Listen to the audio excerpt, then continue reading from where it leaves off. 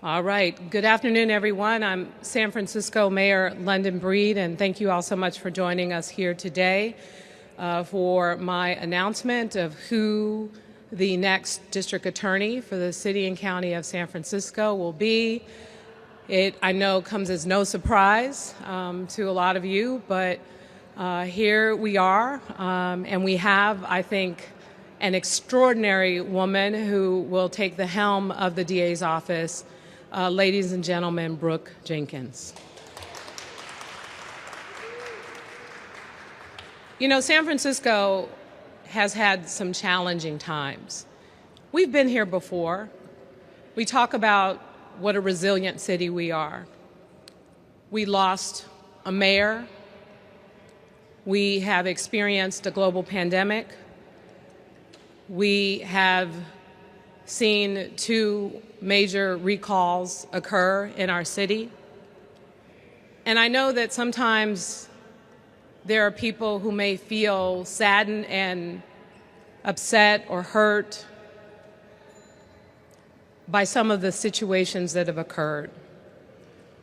But I want to assure people who are a part of San Francisco that in our DNA is our resiliency.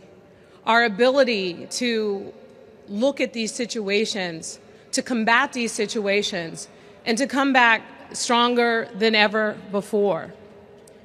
This process for the district attorney was a process that was very much similar to what I did to select the 3 members who we chose to serve on the school board.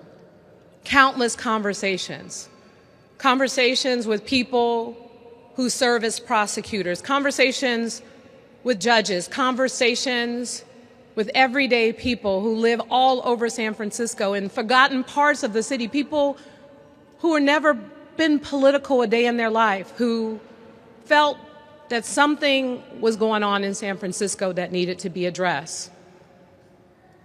And in almost every single instance, in talking to those who supported and opposed the recall, in talking to those who were victims and former perpetrators of crime in our city, people from all of the spectrums, what they wanted most out of a district attorney in this city was someone who, yes, would make sure that reforms are not forgotten, but that accountability had to be an important part of the equation. And the fact that we have seen people try to impress upon us that we would sacrifice either one by choosing either one is something that is absolutely false. We can and we should have both in a city like San Francisco. And in going through this process and in talking to all of these people and talking to what I believe were some incredible candidates, the person who stood out the most in this process is the person that will be the next DA for the city and county of San Francisco. Now, I wanted to just tell you a little bit about Brooke, but she is here to talk about her own record and her own work.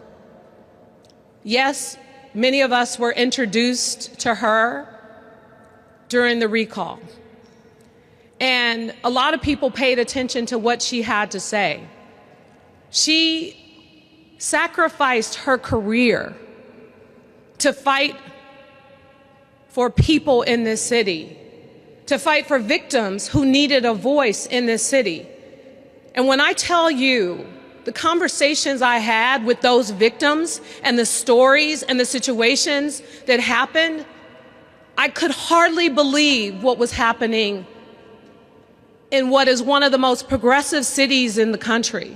I could hardly believe that we would neglect so many victims in this way. And having those conversations about what needed to be done to support them.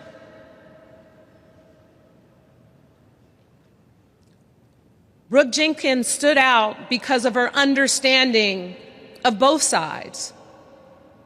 of having the experience of family members on both sides and understanding the need for compassion and understanding, but also accountability and justice.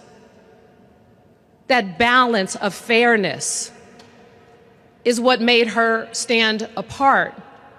She is prosecuted, and the other thing I've heard from many of the people that I spoke to was wanting a prosecutor. They wanted someone who had experience of prosecuting cases, violent crimes in particular. She's prosecuted hate crimes, sexual assaults, homicides, the things that matter to San Franciscans the most. There's a lot of work to be done in this city. And over the years,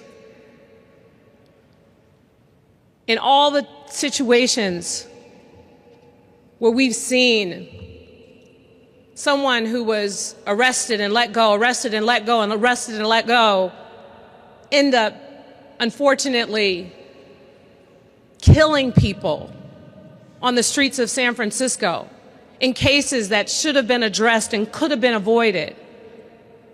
There's no question about what to do in those particular cases.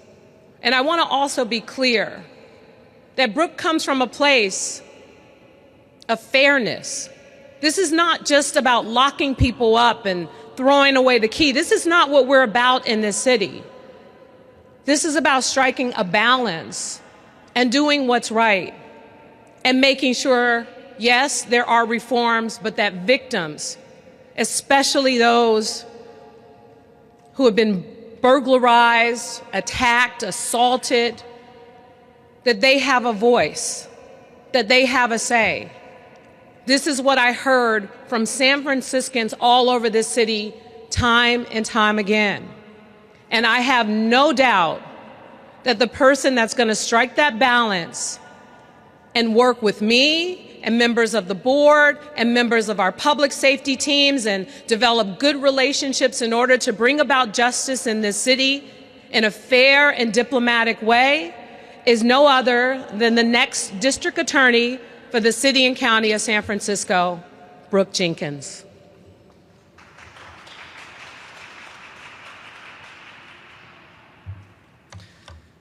Good evening, everyone. I want to first begin my remarks by thanking Mayor Breed for giving me the honor of serving as San Francisco's next district attorney. I know that this was a very difficult decision for her that she took very, very seriously, and that there were a number of other qualified candidates. And I am truly humbled by this opportunity and assure her now that it is one that I take very seriously. I first knew that I wanted to become a lawyer at 10 years old. But like so many, on the first day that I set foot in the University of Chicago Law School, I had no idea what kind of lawyer I wanted to be. I spent many years in civil practice until in 2013, my husband and I became pregnant with our first child, who we found out was a little boy. Our son, who we named Justice, was born later that year and tragically died shortly after his death. It was in the search for my life's purpose after the death of my son that I decided to become a prosecutor. While my son died of natural causes, the pain that I felt as a mother was no different than the pain of a mother or a father who's had to bury their child for any other reason, including murder. I joined the San Francisco DA's office in 2014, wanting to be an advocate for those who had suffered loss and pain, much like the feeling that I was feeling. I wanted to hold the hands eventually of families who had had to bury their children because of crime. And I have dedicated my life and my career since then to being an advocate for victims to fighting for justice and being dedicated to making San Francisco a safer place for people to live, work, and visit. Unfortunately, as we all know, we are at a tipping point in San Francisco. San Franciscans do not feel safe, and concerns surrounding public safety have become their #1 concern. The paramount mission of the District Attorney's Office is to promote public safety.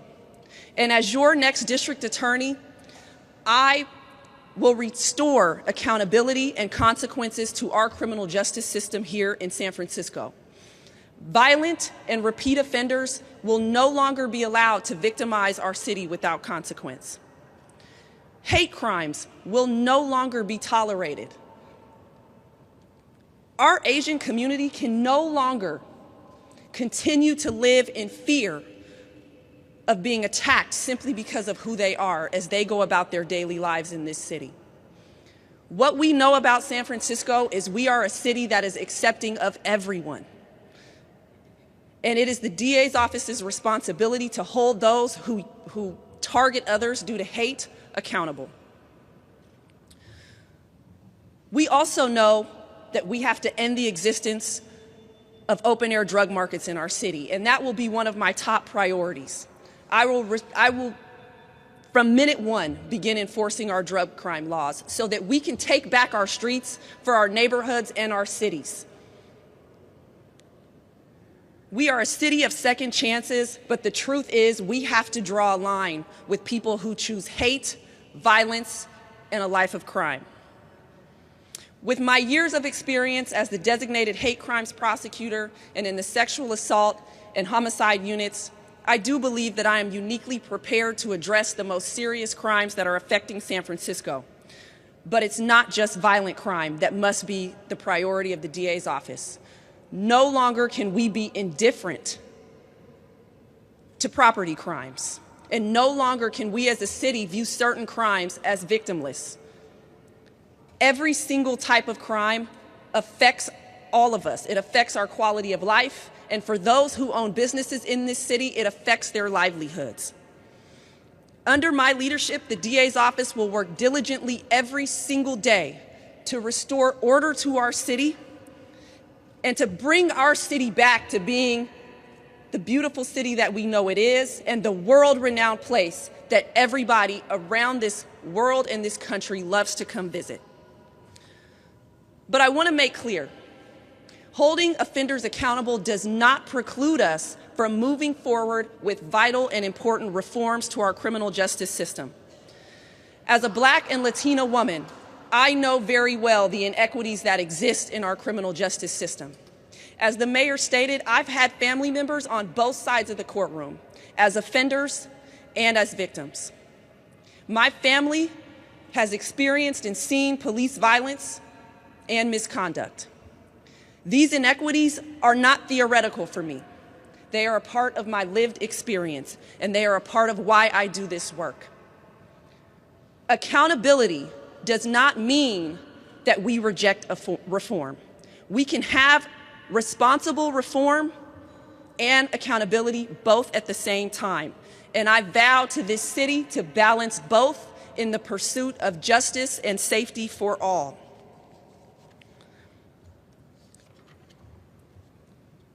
As your district attorney, I will be committed to enhancing the programs that currently serve as alternatives to incarceration in San Francisco. And I am committed to being creative and innovative in coming up with new programs that can serve as resources for rehabilitation for those offenders who are serious about turning their lives around.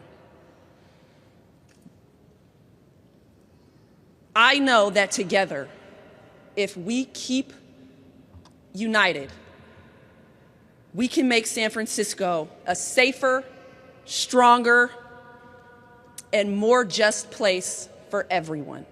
Thank you.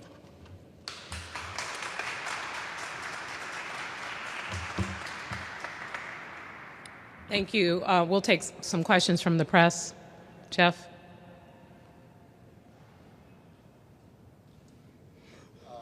Brooke, congratulations, J.R. Snowman, ABC 7 News. There was an argument some of the changes in San Francisco began happening with policy changes during the Gascon era, and I know that you were in the district attorney's office then too. What do you say to those folks? I know that was an argument that we heard from the prior district attorney as well. I have never tried to lay blame for every circumstance in San Francisco on one single person. We all have a responsibility in making this city safer and better. And so for me, I am dedicated to creating new policies, to refining old policies, so that we can do what we need to make this city better. No longer is this about blaming anyone else or pointing the finger at anyone else.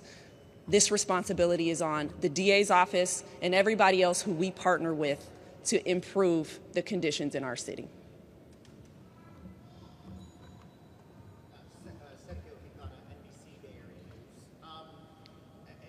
I'm kind of curious if you envision that there are likely going to be more people serving time in jail, and there's currently a shortage of people to actually watch over them at the sheriff's department. And do you envision any kind of difficulty in any kind of changes like that? You know, it's hard to say what will happen. As I've said, I think we still have to maintain our dedication to alternatives to incarceration. We just need to be smart and responsible in the way that we do it. Yes, as a part of being a DA's office, there will be people who have to go to jail and who have to go to prison. But we will also be dedicated to ensuring that we make resources for rehabilitation a priority for our offenders who are serious about that. It will be our responsibility to partner with other agencies like the San Francisco Sheriff's Department to ensure that we are taking the steps necessary to make every decision that we need to keep our public safe. And so I will be working diligently with our partner agencies to make sure that we're prepared for whatever is going to happen. When you mentioned implementing drug laws, especially with tenderloin, does that include simple possession for drugs? And would you support mandated treatment if anyone was arrested or charged with that? Yeah, you know, that's a good question. I think that that a part of recovery is accountability, right? It's the first step in recovery, and so I think we have to be more diligent in the way that we handle those who possess drugs for use on our streets to get them help. It is not compassion to leave people on the street suffering. And so as a DA's office, and we will work with the mayor's office and all the other agencies around the city to determine what the best way to handle certain situations are. But we do need to be doing better about providing help and resources to those who are struggling. Another election will come up for district attorney. Do you plan on running? And if so, you could be in a battle against the former district. Yes, I will be running for election in November, and so we'll see who else enters that race. DA Brooke, have you had a chance to meet with the staff, and how is the morale of your department? I have not had a chance to meet with the staff yet. This announcement just came today, but I do plan to meet with them, of course, very soon. As we all know, the morale in the DA's office has been very low, and it will be my priority to restore the morale to a much higher place. I think we've got to unite ourselves within that office. No longer can we be who was pre-Chesa or post, this isn't about who came from what administration. This is about a united office who has one mission, and that's to protect this city. And so that's what I'll be working to restore.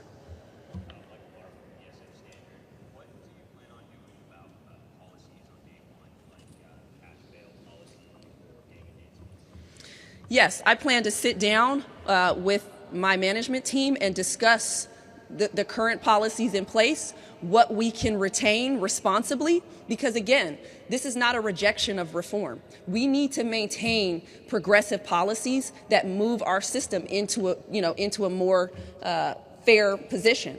And so I plan to continue with what policies that we can. There may have to be adjustments because we need to maintain the ability to hold offenders accountable and to seek justice as is needed.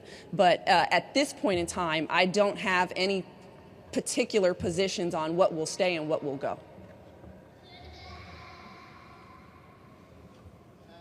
It's no secret that the current relationship between the district attorney's office and the police department is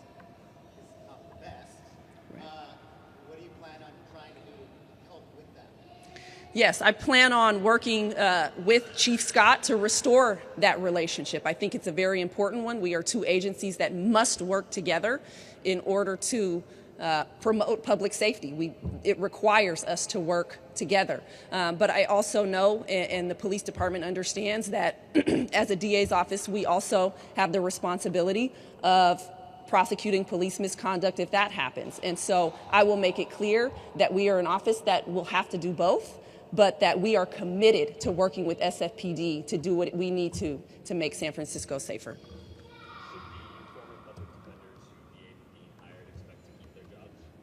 At this time, I don't have any preconceived notions about who might stay and who might go.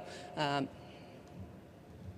plan to bring back any of the prosecutors who left when you left the office? It will be a priority for me to make sure that our staff is equipped with experienced attorneys who can handle the serious types of cases that we have in the DA's office. Where those attorneys come from, I don't know at this time. Multiple stories have come out with some criticism of your handling of opinion cases while you were a prosecutor, so I want to give you a chance to respond to that. One was alleged coaching of a young girl during a child molestation case, and then the other was pursuing a prison sentence for a man who was then declared insane. So I'd like to give you a chance to respond to that. All I can say is that from the day I first set foot in the DA's office, I have served as an ethical and fair prosecutor every step of the way, and I've never been found to have done otherwise.